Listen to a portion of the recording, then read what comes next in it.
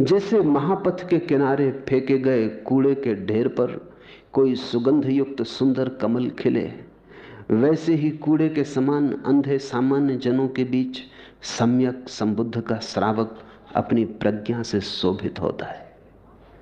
बहुत बातें हैं इस सूत्र में। पहली तो बात यह कि कमल कीचड़ से खिलता है, कूड़े करकट के ढेर से निकलता है। कमल कीचड़ में छिपा है। कमल तो पैदा करना है, लेकिन कीचड़ के दुश्मन मत हो जाना, नहीं तो कमल कभी पैदा ना हो पाएगा।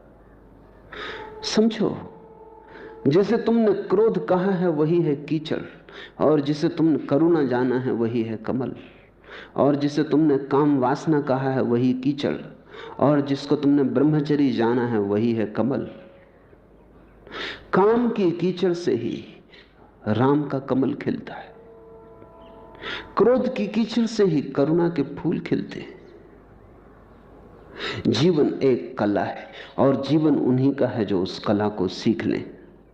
भगोड़ों के लिए नहीं है जीवन, और ना समझों के लिए। तुम कहीं भूल में मत पड़ जाना।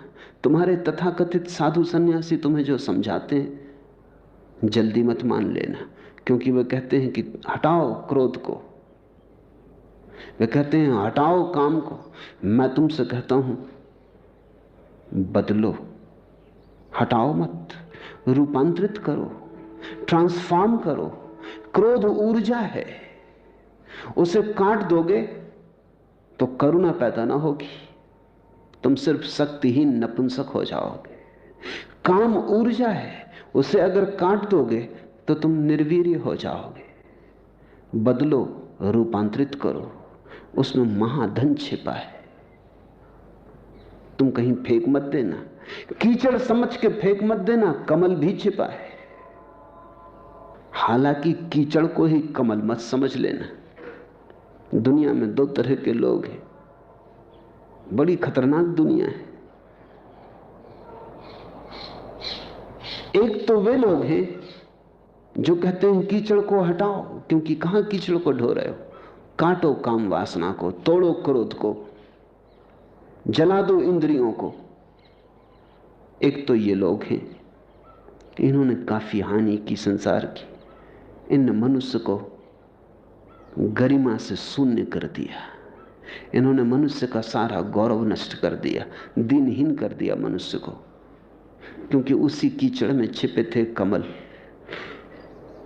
फिर दूसरे तरह के लोग भी हैं, अगर उनसे कहो कीचड़ में कमल छिपा है, फेंको मत कीचड़ को, बदलो, तो वे कहते हैं बिल्कुल ठीक। फिर वे कीचड़ को ही सिंहासन पर विराजमान कर लेते, फिर वे उसी की पूजा करते। वे कहते हैं तुम्ही ने तो कहा था कि कीचड़ में कमल छिपा है, अब हम कीचड़ की पूजा कर रहे हैं। ये दोनों ही खतरनाक लोग हैं। कीचड़ में कमल छिपा है, न तो कीचड़ को फेंकना है, न कीचड़ की पूजा करनी, कीचड़ से कमल को निकालना है, कीचड़ से कमल को बाहर लाना है, जो छिपा है उसे प्रकट करना है। इन दो अतियों से बचना है। ये दोनों अतियां एक जैसी हैं, कुआं नहीं तो खाई। कहीं बीच में खड़े होने के लिए जगह खोजनी, कोई संतुलन चाहिए। जैसे महापथ के किनारे फेंके गए कूड़े के ढेर पर कोई सुगंधित सुंदर कमल खिले, तो पहली तो बात ये कि कमल खिलता ही कीचड़ में। इसका बड़ा गहरा अर्थ हुआ। इसका अर्थ हुआ कि कीचड़ सिर्फ कीचड़ ही नहीं है, कमल की संभावना भी है। तो गहरी आंख से देखना तो तुम कीचड़ में छिपा हुआ कमल पाओगे। कीचड़ सिर्फ वर्तमान ही नहीं, भविष्य भी है। गौर से देखना, तुम भविष्य के कमल को झांकते हुए पाओगे। छिपा है, इसलिए जिनके पास पैनी आंखें हैं उन्हीं को दिखाई पड़ेगा। कीचड़ की पूजा भी नहीं करना, कीचड़ का उपयोग करना। कीचड़ को मालिक मत बन जाने देना। कीचड़ को सेवक ही रहने देना, मालिक तुम ही रहना, तो ही कमल निकल पाएगा। क्योंकि तुम्हारी मालकियत रहे तो ही कमल को तुम कीचड़ के बाहर खींच पाओगे। तुम अगर ऊर्ध्वगमन पर जाते हो, अगर तुम ऊपर की तरफ यात्रा कर रहे हो, तो ही कीचड़ का कमल भी ऊपर की तरफ तुम्हारे साथ जा सकेगा। तुम कीचड़ में ही डुबकी लगा के मत बैठ जाना, नहीं तो कमल किसके सहारे जाएगा? तुम्ही को तो कमल की डंडी बनना है। पैर रहे कीचड़ में, सिर रहे आकाश में, तो तुम कीचड़ से कमल को बाहर निकाल पाओगे। पैर रहे जमीन पर, सिर रहे आकाश में, चलना जमीन पर, उड़ना परमात्मा में, और इन दोनों के बीच अगर तालमेल बना लो तो तुम्हारे भीतर एक अनूठा कमल खिलेगा।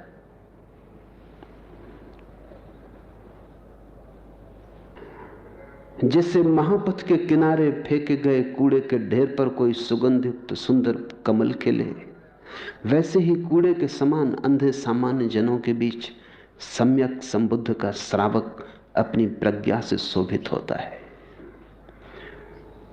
बुद्ध का शिष्य, बुद्ध अपने शिष्य को श्रावक कहते हैं। श्रावक का अर्थ है जिसने बुद्ध को सुना, श्रवण किया। बुद्ध को तो बहुत लोगों ने सुना, सभी श्रावक नहीं। कान से ही जिन्होंने सुना वे श्रावक नहीं, जिन्होंने प्राण से सुना वे श्रावक हैं। जिन्होंने ऐसे सुना कि सुनने में ही क्रांति घटित हो गई, जिन्होंने ऐसे सुना कि बुद्ध का सत्य उनका सत्य हो गया, श्रद्धा के कारण नहीं, सुनने की तीव्रता और गहनता के कारण। श्रद्धा के कारण नहीं, मान लिया ऐसा नहीं, पर सुना इतने प्राणपण से, सुना इतनी परिपूर्णता से, सुना अपने को पूरा खोलकर कि बुद्ध के शब्द केवल शब्द ही ना रहे, निशब्द भी उनमें चला आया। बुद्ध के शब्द ही भीतर ना आए, उन शब्दों में लिपटी बुद्धत्व की गंध भी भीतर आ गई। और ध्यान रखना, जब बुद्ध बोलते हैं तो शब्द तो वही होते हैं जो तुम बोलते हो, लेकिन जमीन आसमान का फर्क है। शब्द तो वही होते हैं, लेकिन बुद्ध में डूब के आते हैं, सरोबोर होते हैं बुद्धत्व में। उन शब्दों में से बुद्धत्व झरता है।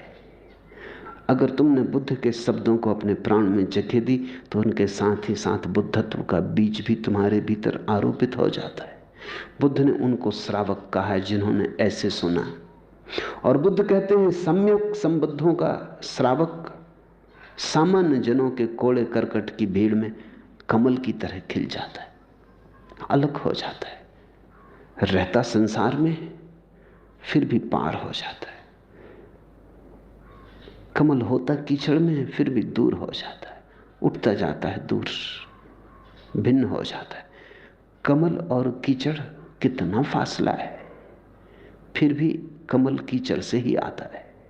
तुम्हारे बीच ही अगर किसी ने बुद्धत्व को अपने प्राणों में आरोपित कर लिया, बुद्ध के बीज को अपने भीतर जाने दिया, अपने हृदय में जगह दी, सींचा, पाला, पोसा, सुरक्षा की, तो तुम्हारे ठीक बीच बाजार के घूड़े ढेर पर उसका कमल खिलाएगा।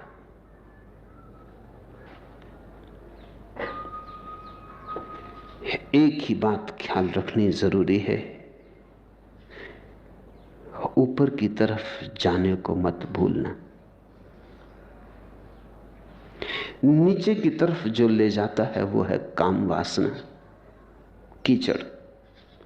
ऊपर की तरफ जो ले जाता है वही है प्रेम, वही है प्रार्थना। काम को प्रेम में बदलो। काम का अर्थ है दूसरे से सुख मिल सकता है ऐसी धारणा। प्रेम का अर्थ है किसी से सुख नहीं मिल सकता और न कोई तुम्हें दुख दे सकता है, इसलिए दूसरे से लेने का तो कोई सवाल ही नहीं। काम मांगता है दूसरे से, काम भिखारी है, काम है भिक्षा का पात्र। प्रेम है इस बात की समझ कि दूसरे से न कुछ कभी मिला है न मिलेगा। एक दूसरे के सामने भिक्षा के पात्र को मत फैलाओ। प्रेम है तुम्हारे भीतर जो है उसे बांटो और दो। काम है मांगना, प्रेम है दान। जो तुम्हारा जीवन की संपदा है उसे तुम दे दो, उसे तुम बांट दो। जैसे सुगंध बांटता है फूल, ऐसे तुम प्रेम को बांट दो, तो तुम्हारे जीवन में सील का जन्म होगा। बांटोगे तो तुम पाओगे, जितना बांटते हो उतनी बढ़ती जाती है संपदा, जितना लुटाते हो साम्राज्य बड़ा होता जाता है। केसरी और खुशरबी तो ढलती फिरती छांव है। इस जिंदगी के बाहर दिखाई पड़ने वाले साम्राज्य और सम्राट तो ढलती फिरती छांव है। केसरी और खुशरबी तो ढलती फिरती छांव है। इश्क ही एक जाबिदा दौलत है इंसानों के पास। वो दौलत एक है, धन एक है, संपत्ति एक है, बाकी तो ढलती फिरती छांव है। इश्क ही है एक जाबिदा दौलत। प्रेम ही एकमात्र संपदा है। काम है भिखारीपन और प्रेम है संपदा। काम से पैदा होगा असील और प्रेम से पैदा होता है सील। तो तुम्हारा जीवन एक प्रेम का दिया बन जाए। और ध्यान रखना, प्रेम का दिया तभी बन सकता है जब तुम बहुत जाग कर जियो।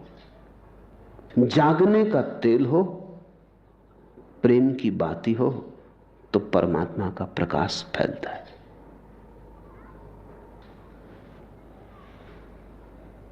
और तब जहां अंधेरा पाया था वहां रोशनी हो जाती, जहां कांटे पाए थे वहां फूल हो जाते, जहां संसार देखा था वहां निर्वाण हो जाता, जहां पदार्थ के सिवाय कभी कुछ ना मिला था वहीं परमात्मा का हृदय धड़कता हुआ मिलने लगता है। जीसस ने कहा है, उठाओ पत्थर और तुम मुझे छिपा हुआ पाओगे। तोड़ो चट्टान और तुम मुझे छिपा हुआ पाओगे।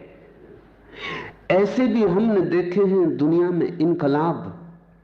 पहले जहां कफस था वहीं आसिया बना। जहां पहले कारागृह था, हमने ऐसे भी इनकलाब देखे, ऐसी क्रांतियां देखी कि जहां कारागृह था वहीं अपना निवास बना, घर बना। यह संसार ही जिसको तुमने अभी कारागृह समझा है, अभी कारागृह है। संसार कारागृह है ऐसा नहीं, तुम्हारे देखने के ढंग अभी नासमझी के, अंधेरे के। ऐसे भी हमने देखे हैं दुनिया में इनकलाब। पहले जहां कफस था वहीं आसियां बना। बुद्ध, महावीर, कृष्ण ऐसे ही इनकलाब है। जहां तुमने सिर्फ कारागृह पाया और जंजीरें पाई, वहीं उन्होंने अपना घर भी बना लिया। जहां तुमने सिर्फ कीचड़ पाई वहीं उनके कमल खिले। और जहां तुम्हें अंधकार के सिवाय कभी कुछ न मिला, वहां उन्होंने हजार हजार सूरज जला लिए। मैं तुमसे फिर कहता हूं, सिवाय इसके और दुनिया में क्या हो रहा है? कोई हंस रहा है, कोई रो रहा है। अरे चौंक, यह ख्वाब गफलत कहां तक? सहर हो गई है और तू सो रहा है। सहर सदा से ही है, सुबह सदा से ही है। तुम्हारे सोने की वजह से रात मालूम हो रही और जागना बिल्कुल तुम्हारे हाथ में। कोई दूसरा तुम्हें जगा ना सकेगा। तुमने ही सोने की जिद ठान रखी हो तो कोई तुम्हें जगा ना सकेगा। तुम जागना चाहो तो जरा सा इशारा काफी है। बुद्ध पुरुष इशारा कर सकते हैं। चलना तुम्हें, जागना तुम्हें। अगर अपनी दुर्गंध से अभी तक नहीं घबरा गए तो बात और, अगर अपनी दुर्गंध से घबरा गए हो तो खिलने दो फूल को। अब चंदन या तगर, कमल या जूही, इन सभी की सुगंधों से सील की सुगंध सर्वोत्तम है। आज इतना है।